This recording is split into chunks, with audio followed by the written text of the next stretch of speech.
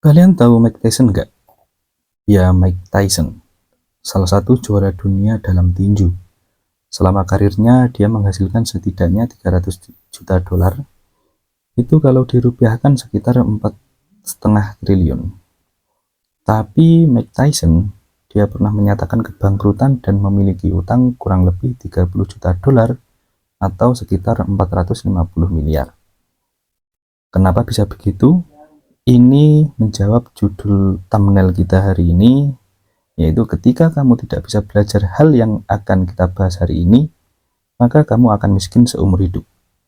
Bayangkan aja, kamu punya penghasilan 4,5 triliun dan itu hilang semua. Aneh kan? Kamu bisa nyari uang sebanyak-banyaknya, tapi ketika kamu tidak bisa memanajemen duitmu, maka kamu akan selalu miskin. Sekarang saya tanya, menurut kalian uang itu apa? Apakah dia ini cuma sosok yang datang ke kamu, tapi begitu datang langsung kamu suruh pergi? Atau uang menurutmu itu sesuatu yang harus kamu jaga betul-betul? Atau menurutmu uang itu sesuatu yang harus kamu habiskan? Atau sesuatu yang lain? Jadi sebelum kamu belajar cari uang, kamu harus tahu dulu menurutmu uang itu apa dan bisa cara manajemennya. Soalnya percuma lah kalau per bulan kamu punya penghasilan banyak 20 juta, 50 juta, 100 juta atau yang lebih. Tapi di akhir bulan kamu nggak punya apa-apa yang bisa menunjukkan bahwa kamu itu berpenghasilan banyak. Buat apa? Nah, hari ini kita akan belajar tentang itu, tentang cara bagaimana kita memperlakukan uang kita, yang tentu sesuai dengan filosofi channel ini. Ilmu yang akan disampaikan ini adalah ilmu yang tidak diajarkan di bangku sekolah maupun kuliah. Oke? Jadi sebelum mulai, saya akan tanya satu hal. Menurut kalian, uang itu apa? Atau menurut kalian, uang itu mempresentasikan apa ketika kamu belanja di Shopee atau ketika kamu gajian setelah kerja terus? Apa arti uang dalam dua transaksi tadi? Betul, uang itu adalah sebuah media pertukaran. Sebuah alat yang memfasilitasi pembelian, penjualan, dan pertukaran barang. Itu kalau di dalam buku. Tapi kalau menurut saya, uang itu adalah nilai atau value. Di antara banyak warung nasi Padang, ada yang harganya 10.000 sampai 75.000 per porsi. Warung yang kalian beli itu melambangkan penilaian kalian terhadap value nasi Padang. Jadi, kalau kalian memilih warung yang harganya 17.000, berarti menurut kalian value nasi Padang itu di harga 17.000. 20.000 itu berarti menurut kalian mahal. 10.000 menurut kalian itu murah, tapi belum tentu enak. Berarti uang adalah nilai atau value. Nah, lalu kenapa mengerti ini itu penting dalam hidup kita? Karena ketika kamu bisa mengerti konsep ini, maka semua keputusan yang kamu ambil dengan uangmu itu berdasarkan penilaianmu terhadap value tadi. Oke? Saya yakin sampai sini pasti banyak yang paham, kecuali mereka yang hanya hidup dari gaji ke gaji, banyak hutang, atau kecanduan hal yang gak bermutu. Hal yang gak bermutu seperti judi online. Nanti saya akan bahas, tapi sekarang saya akan tanya pertanyaan kedua. Menurut kalian, hubungan kalian dengan uang itu apa? Kebanyakan, termasuk saya sendiri, uang itu masuk ke dompet saya, lalu perlahan-lahan hilang, sedikit demi sedikit. Berarti hubungan kita dengan uang itu pemasukan dan pengeluaran. Oke? Anggaplah uang masuk ke kamu setiap bulan 4 juta. Dan kamu udah kerja selama 3 tahun. Berarti 4 kali 3, 4 kali 3 kali 12 sama dengan 144 juta. Nah, dari total penghasilanmu 144 juta ini, sekarang kamu megang uang berapa? Nah, kalau sedikit, berarti permasalahanmu ada di konsumsimu.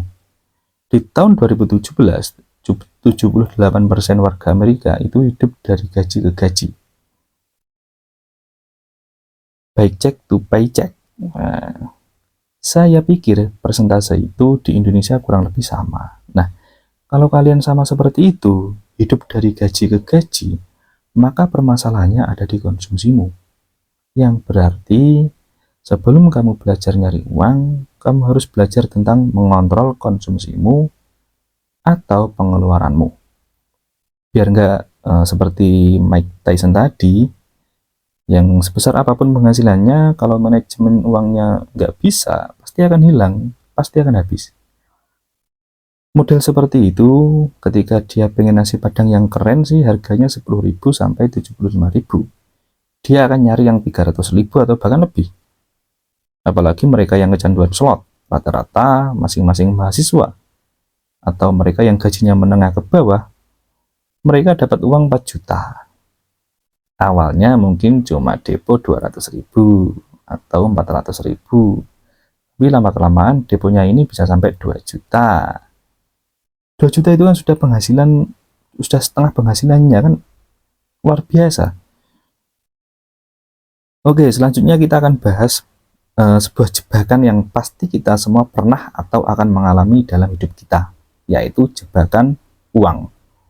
Sebuah jebakan yang seperti lintasan lari yang berbentuk lingkaran. Kita lari terus, tapi cuma muter-muter aja, seperti lingkaran setan. Kalian kerja 5 hari dalam seminggu, gajian sebulan sekali, dan ketika gajian uang itu masuk ke rekening kalian. Dalam 1 hari uang itu sudah hampir habis, entah buat bayar kebutuhan, buat hedon, kita buat bayar cicilan, atau yang paling goblok ya kita buat judi slot. Tanggal 1 uang masuk 4 juta, tanggal 3 tinggal 1 juta, dan itu harus cukup untuk sebulan. Gimana? Dan kita kayak gitu terus sama berbulan-bulan, bertahun-tahun, atau bahkan seumur hidup. Nah, karena tadi saya ibaratkan seperti lintasan lari yang berbentuk lingkaran, namanya lari, pasti kita ada keterbatasan stamina. Bisa jadi baru 3 putaran, kamu sudah lelah, jatuh sakit, lalu kehilangan pekerjaan. Kalian udah gitu bisa apa? Padahal kalian yang bisa ambil cicilan mobil 5 tahunan, atau habis ambil DP rumah 15 tahun, bingung. Pasti bingung. Kalian kalaupun tubuh kalian tahan banting, stamina kalian kuat, kalian yakin bisa lari sampai 100 putaran. Lalu, apakah kalian bisa menjamin bahwa mental kalian akan tetap sehat dan bugar setelah 100 putaran ini? Ini yang paling sering dialami orang tua kita yang dari golongan menengah ke bawah. Contohnya bapak saya. Beliau bekerja dari muda. Jadi PNS ketika lulus SMP, karena beliau dari katakanlah bapak saya contohnya sebagai tentara. Ketika lulus SMP, karena beliau dari Tamtama yang pangkat awalnya prajurit, otomatis akan sangat susah untuk menjadi bintara, apalagi perwira. Dan menurut cerita bapak saya pun, zaman dulu untuk naik pangkat itu ada 2 cara. Yang pertama, dapat apresiasi dari berangkat perang, atau kedua, nyogok komandan. Zaman dulu masih kuat sekali korupsi dan nepotisme. Selain itu, cuman perlu nunggu waktu 4-5 tahun untuk kenaikan pangkat. Normal, itu pun juga bersyarat. Nah, karena bapak saya ini punya anak dan beliau family man, opsi kedua sangat tidak mungkin karena uang yang beliau dapat itu untuk keluarga. Jadi, untuk naik pangkat, bapak saya sering berangkat perang. Lama-kelamaan ini berdampak pada kestabilan psikis bapak saya. Dan ketidakstabilan ini menyebabkan saya di masa kecil sering digebukin. Kalian yang anak tentara atau polisi pasti pernah digebukin juga. Karena hal ini sudah struktural di kalangan aparat-aparat dengan pangkat kecil, gaji sedikit, tekanan mental berat, salah langkah sedikit disuruh berangkat perang atau berpindah tugas. Jadi kesimpulannya, mungkin beberapa dari kalian seperti bapak saya, fisik kuat, tapi lama-kelamaan pasti akan berdampak pada mental kalian. Oke, jadi kita lanjut ke jebakan uang. Kalau sekarang kalian menyadari bahwa kalian masuk ke jebakan uang, maka kalian harus segera cepat keluar. Caranya adalah memperbaiki hubungan kalian dengan uang. Langkah pertama yang bisa kalian lakukan adalah menulis semua pengeluaran kalian, mulai dari sewa kos atau biaya tempat tinggal, biaya transportasi, biaya makan, kebutuhan, biaya hiburan, dan seterusnya. Intinya kalian harus memahami diri kalian, pengeluaran dan konsumsi kalian. Kalau kalian sudah paham, langkah selanjutnya adalah budgeting atau menentukan target berapa banyak seharusnya uang kalian keluar dalam sebulan. Kalau kalian sudah menentukan budget kalian, maka secara sistematis harusnya kalian sudah bisa memilah mana yang nggak penting dan menghapus hal itu dari pengeluaran kalian. Nah, nanti uang sisanya bisa kalian tabung atau investasi. Misal kalian belum berani berbisnis, ini ya saya kasih proyeksi untuk 7 tahun ke depan. Nanti di 2030, puncak bonus demografi Indonesia, ekonomi itu akan semakin sulit. Kalau kalian nggak bisa jaga-jaga uang atau aset dari sekarang, maka kalian akan pontang-panting nanti di 2030. Untuk detailnya saya akan bahas di lain waktu. Untuk hari ini kita belajar tentang uang dulu, oke? Lanjut ya. Saran tambahan dari saya, sebelum kalian memutuskan untuk investasi atau membuka bisnis dari sisa uang kalian, kalian harus siapin dulu dana darurat, jaga-jaga, ya kan? Seandainya kalian di PHK, kalian sakit atau berbagai macam alasan darurat lainnya, jadi kalian harus bisa menekan lifestyle kalian. Ya, secukupnya sajalah untuk anggaran itu. Jangan malah kalian hidup dengan lifestyle yang jauh di atas gaji kalian. Kalau kalian kayak gitu, ya dalam 1 tahun aja saya yakin kalian akan terlilit hutang. Tapi jangan salah ambil kesimpulan. Saya nggak bilang beli mobil mahal, perhiasan iPhone 15 dan barang-barang mahal lainnya itu tidak berguna. Yang saya maksud itu belinya sesuai standar gajimu, oke? Atau kalau memang beli yang di atas, itu pastikan kalian udah nabung dulu dari lama, bukan dari gaji kalian bulan itu. Jadi ya kembali ke kalian, kalian lebih memilih kelihatan banyak duit atau beneran punya banyak duit, ya kan? Oke, sekarang kita masuk ke pembahasan untuk meningkatkan income. Satu nasihat yang bapak saya bilang ke saya dan masih saya ingat sampai sekarang itu, nyari uang 2 juta per bulan itu gampang, tapi nyari uang setiap hari 50.000 itu lebih susah. Sekilas memang terdengar nggak masuk akal, karena kalau kita nyari uang setiap hari 50.000 dalam 1 bulan kita cuma dapat 1,5 juta. Tapi kemampuan cari uang setiap hari itu lama-kelamaan akan berkembang, berevolusi dari yang sehari 50.000 meningkat jadi 60, meningkat lagi jadi 70, dan seterusnya.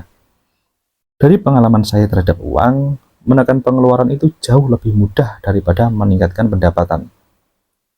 Nah, tapi karena ini udah kehidupan, saya akan bahas sedikit tentang jalur-jalur untuk meningkatkan pendapatan, tapi tidak mendetail ya, hanya untuk memberikan gambaran aja. Detailnya ya akan saya bahas di konten lain.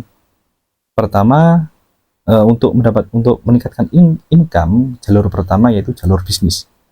Ini jalur paling cepat untuk mendapatkan uang. Caranya sederhana. Pertama, ya pahami pasar, cari permasalahan di dalam pasar, cari solusi dari permasalahan itu, lalu jual solusi tersebut kepada masyarakat luas. Namun, tidak semua orang mau atau mampu melalui jalur ini. Untuk yang kedua, jalur investasi. Caranya juga sederhana, setiap hari pelajari investasi, setiap bulan sisihkan uangmu untuk diinvestasikan ke instrumen investasi yang sudah kamu analisis. Jika untung tarik kesimpulan, jika rugi ya kelola resikonya. Cara ini mudah dan bisa dilakukan oleh siapapun. Oke, sampai sini paham semua ya? Jadi kesimpulannya, yang pertama kamu harus memahami dirimu sendiri dan pola konsumsimu untuk menekan pengeluaran. Untuk yang kedua, tentukan anggaran atau budgeting. Untuk yang ketiga, gunakan sisa uangmu untuk eksplorasi jalur lain dalam meningkatkan pendapatan. Intinya kamu harus bertindak sesuai dengan kondisimu dan kemampuanmu. Oke, itulah rangkuman dari yang saya sampaikan hari ini. Jangan lupa untuk memberikan like, share, dan subscribe. Terima kasih.